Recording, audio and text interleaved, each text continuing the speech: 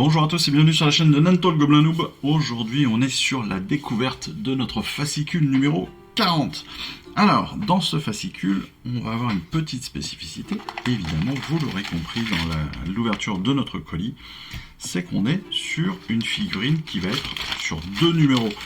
Donc, on va quand même ouvrir notre figurine et regarder les différentes petites parties. Alors déjà, c'est pas mal, parce que j'ai pas de pièces cassées. Et pourtant, vous voyez qu'il y a pas mal de pièces qui paraissent quand même assez légères, hyper fines. Quand on voit ces branchages là, c'est quand même très très fin, donc ça veut dire attention à la découpe. Mais vous voyez quand même qu'on a on a encore une qualité de finition qui est assez ahurissante, hein, clairement. Je sais pas de quand ça date. Si. Ah, et pourtant, cette figurine, elle a déjà plus de 10 ans, elle est de 2013, c'est dingo, c'est complètement dingo, mais regardez-moi ça, ces sculptures de bois et tout, là, le détail sur le pagne est magnifique. Donc là, on a quand même une petite particularité, je vous l'ai déjà dit dans une précédente vidéo, en teaser, et on le reverra avec le montage. Mais l'esprit de Durtu, en fait, il a trois formes différentes. Et ces trois formes différentes, mine de rien, c'est intéressant à le savoir parce que on a possibilité, potentiellement, de monter trois personnages différents. Ou de le monter de trois façons différentes.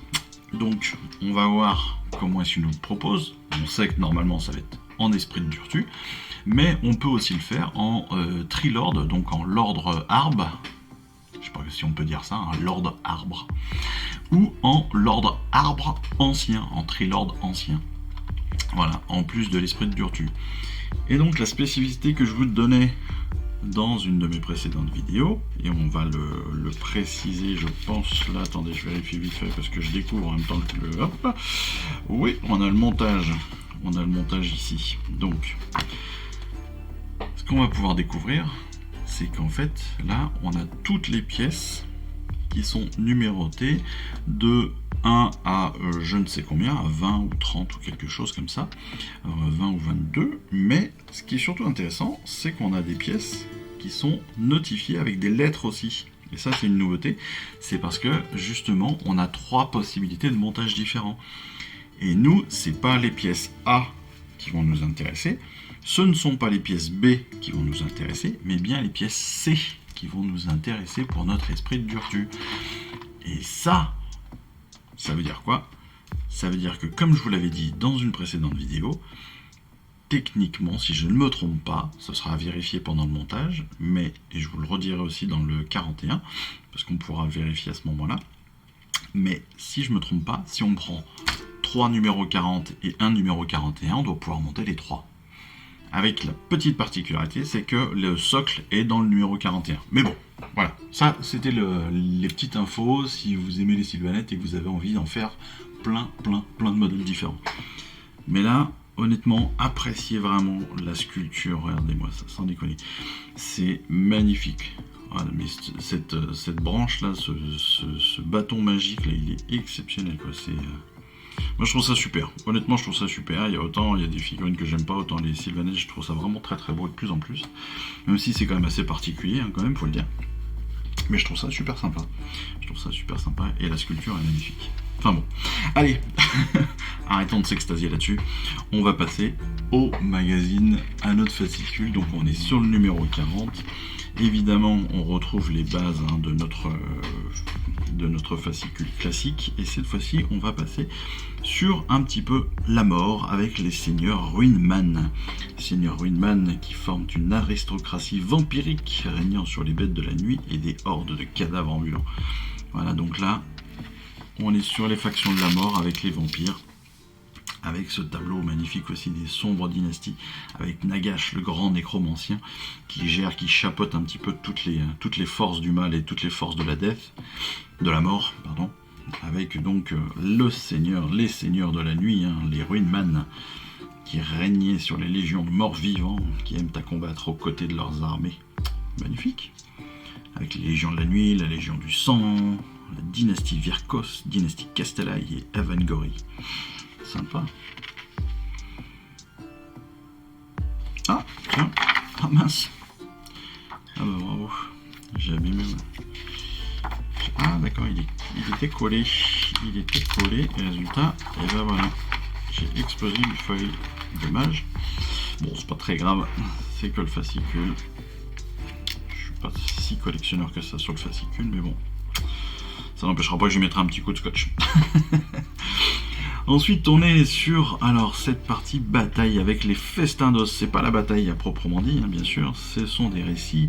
Des conflits éclatent souvent à cause du ravitaillement. Chez les collectionneurs ossiarques, les os sont une substance vitale pour la fabrication des soldats. Chez les hors-de-gueule ogres, ces os sont de la nourriture. Et oui. Rappelez-vous, celui-là, on l'a déjà, hein, c'est pour ceux qui ont pris les numéros de découverte, la figurine de découverte, eh bien on a Kagruk Mange-Parent, qui gagna son nom en mangeant ses 5 frères. Voyant le pacte avec les collecteurs ossiarques comme une faiblesse, il renversa son père et prit sa place comme chef de mange-guerre Tarkan. Mais ouais, celui-là, c'est celui qu'on a, hein, il me semble. Je me rappelle plus s'il a un gros marteau, mais il me semble que c'est celui-là. Hein. Magnifique. Et Vokmartian, waouh. Portant le sceau de Nagash Vokmartian, maître de la dîme d'os et le premier émissaire du grand nécromancien, il œuvra à l'approvisionnement et en os nécessaire à la constitution de nouvelles armées et détruit sans pitié ceux qui s'opposent à son maître. C'est génial. On découvre un petit peu plus les factions de la mort, hein, les trucs comme ça. C'est pas plus mal avec les Ossiarques Bone Reaper, je crois que c'est comme ça qu'on dit en anglais, avec les ogres, avec les vampires. Et puis après on revient sur l'ordre, évidemment, avec Sigmar Eldenhammer, le dieu roi, dieu des tempêtes et de l'ordre, souverain du royaume céleste d'Azir et seigneur d'Azirheim, sa ville principale.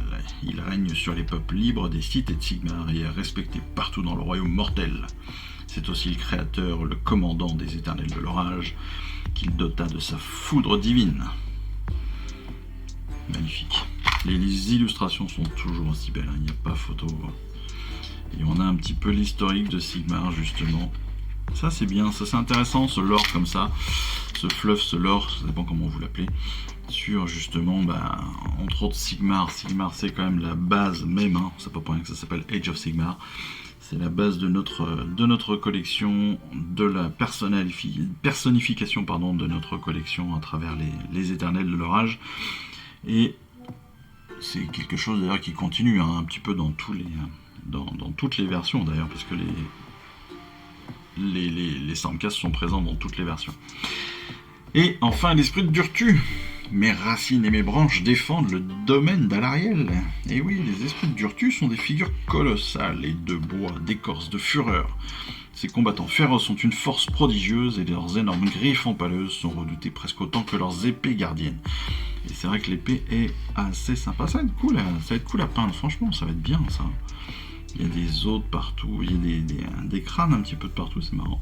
On a du bois, on a un petit peu de l'esprit comme ça qui ressort à travers la bouche.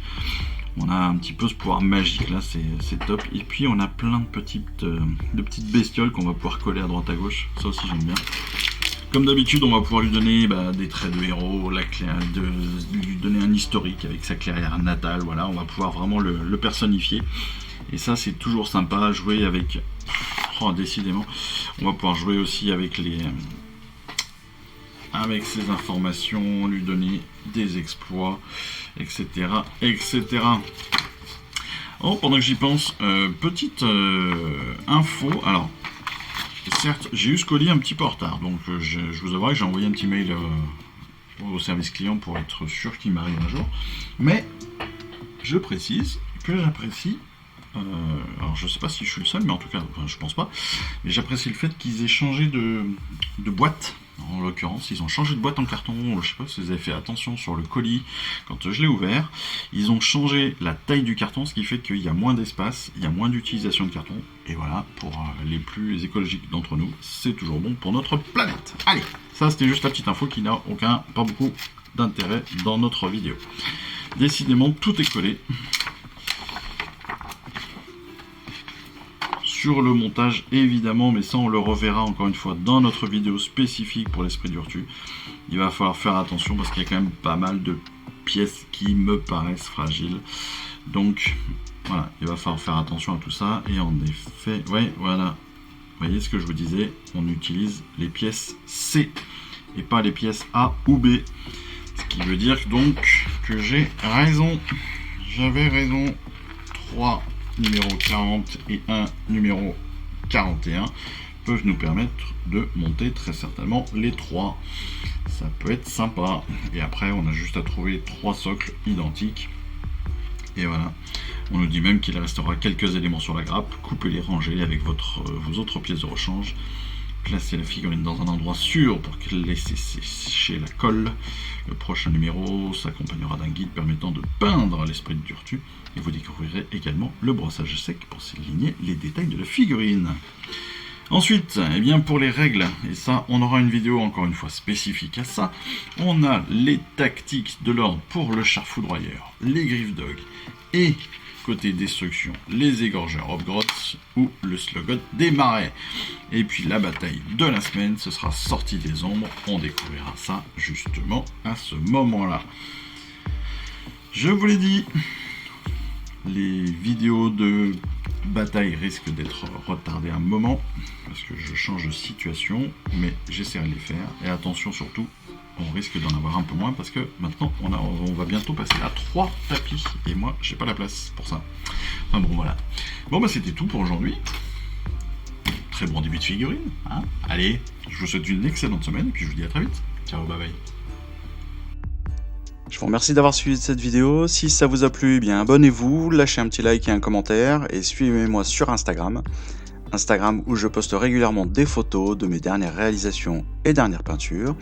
Et puis comme il est maintenant de tradition sur la chaîne, je vous souhaite une excellente fin de journée et surtout, lisez bien, collectionnez bien, assemblez bien, peignez bien et jouez bien.